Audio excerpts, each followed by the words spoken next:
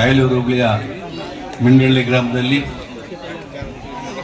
ಇವತ್ತು ಖಾಜಾ ಹುಸೇನ್ ದರ್ಗಾ ಉರುಸ್ ಕಾರ್ಯಕ್ರಮಕ್ಕೆ ಆಗಮಿಸಿರ್ತಕ್ಕಂಥ ಎಲ್ಲ ಹಿರಿಯ ಮುಖಂಡರೇ ಮತ್ತು ಈ ತಾಲೂಕಿನ ಹಿರಿಯ ಮುಖಂಡರು ಮತ್ತು ಮಾಜಿ ಬ್ಲಾಕ್ ಕಾಂಗ್ರೆಸ್ ಅಧ್ಯಕ್ಷರಾದ ರಾಮಲಿಂಗಾರೆಡ್ಡಿಯವರೇ, ಈ ಸಂದರ್ಭದಲ್ಲಿ ನೀಲಕಂಠ ಅಣ್ಣವನ್ನ ಜ್ಞಾಪಕ ಮಾಡಿಕೊಳ್ಳಲೇಬೇಕಾಗಿದೆ. ಯಾಕಂದ್ರೆ ಈ ತಾಲೂಕಿನಲ್ಲಿ ಒಳ್ಳೆ ನಾಯಕರನ್ನು ನಾವು ಇವತ್ತು ಕಲ್ಕೊಂಡಿದ್ದೀವಿ. ಅದಕ್ಕೆ ಇಡೀ ತಾಲೂಕು ಮತ್ತು ಮಿಂಡಳ್ಳಿಗೆ ವಿಶೇಷವಾಗಿ ಕೂಡ ನಾವು ಅಲ್ಲಿಂದ ಮಾತಾಡುವಾಗ ಕೂಡ ನಾವು ಮಾತಾಡ್ಕೊಂಡು ಬಂದ್ವಿ. ಯಾಕೆಂದ್ರೆ ಅದು ಅವಿನಾವ ಸಂಬಂಧ ಮಿಂಡಳ್ಳಿ ಕುರಿತು ನೀಲಕಂಠೇಗೌಡರು ಹೇಳ್ತಾ ಇವತ್ತು ಏನು ಈ ರಾಜ್ಯದಲ್ಲಿ ಸಿದ್ದರಾಮಣ್ಣ ಸರ್ಕಾರ ಇದೆ, ಇವತ್ತು ಅದೇ ರೀತಿ ಈ ರಾಜ್ಯದಲ್ಲಿ ಅಣ್ಣ ತಮ್ಮದಂತೆ ಇವತ್ತು ಹಿಂದೂ ಮುಸ್ಲಿಂ ಬಾಂಧವರು ಇದ್ದಾರೆ. ಯಾಕೆ ನಾವು ಹೇಳ್ತೀವಿ ಅಂದ್ರೆ ಇವತ್ತು ಈ ರಾಜ್ಯದಲ್ಲಿ ಜನಪ್ರಿಯ ಮುಖ್ಯಮಂತ್ರಿಗಳಾದ ಸಿದ್ದರಾಮಣ್ಣವರು ಏನು 2024 ಚುನಾವಣೆ ಆದ್ಮೇಲೆ 23 ಚುನಾವಣೆ ಗೆದ್ದ ಮೇಲೆ 24ರ ಚುನಾವಣೆ MP ಚುನಾವಣೆಯಲ್ಲಿ ಕೂಡ ಕೆಲವು ಸಂದರ್ಭದಲ್ಲಿ ಹೇಳ್ತಾ ಇದ್ರು ಸಿದ್ದರಾಮಣ್ಣವರು, ಅಲ್ಪಸಂಖ್ಯಾತರು ಮುಸ್ಲಿಂ ಬಾಂಧವರ ಬಗ್ಗೆ ನಾನು ಇರ್ತೀನಿ, ನಿಮ್ಮ ಜೊತೆಯಲ್ಲಿ ನಾನು ಇರ್ತೀನಿ ಅಂತ ಹೇಳ್ತಾ ಇದ್ರು. ನಿಮ್ಮ ಮುಖ್ಯಮಂತ್ರಿಗಳು ಅದೇ ರೀತಿ ಇವತ್ತು ನಡ್ಕೋತಾ ಇದ್ದಾರೆ. ಯಾಕೆಂದ್ರೆ ಈ ಸಂದರ್ಭದಲ್ಲಿ ನಾವು ಹೇಳ್ಬೇಕಾಗುತ್ತೆ, ಅಲ್ಪಸಂಖ್ಯಾತರ ಪರವಾಗಿ ರಾಜ್ಯದಲ್ಲಿ ಯಾರಾದ್ರೂ ಅವರ ಬೆನ್ನೆಲುಬಾಗಿ ಅಲ್ಪಸಂಖ್ಯಾತರ ಬೆನ್ನೆಲುಬಾಗಿ ಯಾರಾದ್ರೂ ಮುಖ್ಯಮಂತ್ರಿ ಇದ್ದಾರೆ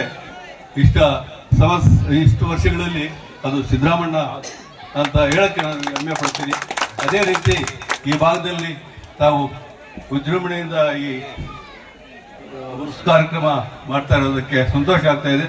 ಅದೇ ರೀತಿ ನಮ್ಮ ಎಲ್ಲ ಮುಖಂಡರು ಇವತ್ತು ಈ ಕಾರ್ಯಕ್ರಮದಲ್ಲಿ ಭಾಗವಹಿಸಿದ್ದೀವಿ, ನಮಗೆ ಸಂತೋಷ ಆಗ್ತಾ ಇದೆ. ತಮ್ಮೆಲ್ಲರೂ ಈ ಊರಿನ ಎಲ್ಲ ಬಂಧುಗಳಿಗೆ ನಾನು ಶುಭಾಶಯಗಳನ್ನು ಹೇಳಿ ನನ್ನ 2 ಮಾತು ಮುಗಿಸ್ತಾ ಇದ್ದೀನಿ. बाद उनका इंतकाल हो जाए, डेड हो गई के बाद उनके छोटे भाई है ये। ಎಲ್ರಿಗೂ ನಮಸ್ಕಾರ.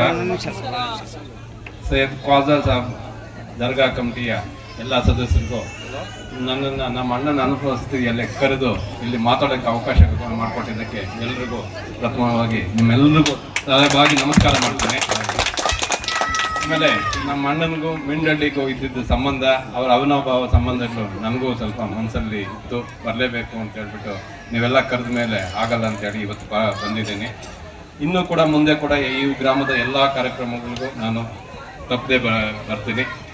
ಆಮೇಲೆ ಇಲ್ಲಿ ನೀವು ಏನು ಸೋದರತ್ವದ ಸಂಕೇತವಾಗಿ ಪ್ರತಿ ವರ್ಷ ಸುಮಾರು 550 ವರ್ಷಗಳು ಮೇಲ್ಪಟ್ಟು ವರ್ಷಗಳಿಂದ ಆಚರಿಸ್ಕೊಂಡು ಬರ್ತಾ ಇರುವಂತಹ ಉರುಸು ಯಶಸ್ವಿಯಾಗಲಿ ಅಂತ ಹೇಳ್ಬಿಟ್ಟು ಎಲ್ಲರೂ ದೇವರನ್ನು ಪ್ರಾರ್ಥನೆ ಮಾಡ್ತೇನೆ.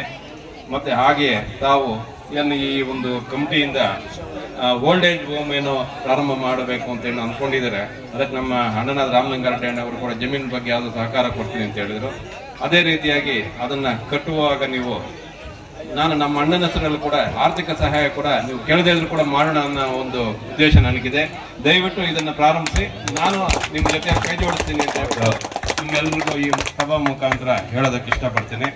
ಆಮೇಲೆ ಅಣ್ಣವರು ನಮ್ಮ ಜಬಿ ಹೇಳ್ತಾ ಇದ್ರು, ಈ ಊರವ್ರು ಬರೋದು ಎಲೆಕ್ಷನ್ಗೆ ಮತ್ತೆ ಉರುಸ್ಗೆ ಅಂತ ಹೇಳ್ಬಿಟ್ಟು. ನನಗೂ ಒಂದು ಟೈಮಲ್ಲಿ ಎಲೆಕ್ಷನ್ ಬಗ್ಗೆ ನಮ್ಮ ಹಿರಿಯರಾದ ಬಹದ್ದೂರ್ ಅಣ್ಣ ಅವರನ್ನ ನಮ್ಮ ಅಣ್ಣ ಪರಿಚಯ ಮಾಡಿಕೊಟ್ರು. ನಮ್ಮ ಗ್ರಾಮದವ್ರು ಸುಮಾರು ಜನ ಬೆಂಗಳೂರಲ್ಲಿ ಇದ್ದಾರೆ, ಆದ್ರೆ ಓಟು ಇಲ್ಲಿಲ್ಲ ಅಂತ ಹೇಳಿದ್ರು. ನಾನು ನಮ್ಮ ಆಫೀಸಲ್ಲಿ ಕರೆಸ್ಕೊಂಡು ಅವ್ರ ದಾಖಲೆಗಳೆಲ್ಲ ತಗೊಂಡು ಸುಮಾರು 65 ಜನಗೆ ಒಂದೇ ದಿವಸ ಎಲ್ಲ ವೋಟರ್ ಲಿಸ್ಟ್ ಅಲ್ಲಿ ಸೇರಿಸೋದಕ್ಕೆ ಕಲಂದರ್ ಅವರು ಬಂದಿದ್ರು, ಅವ್ರ ಮಗ.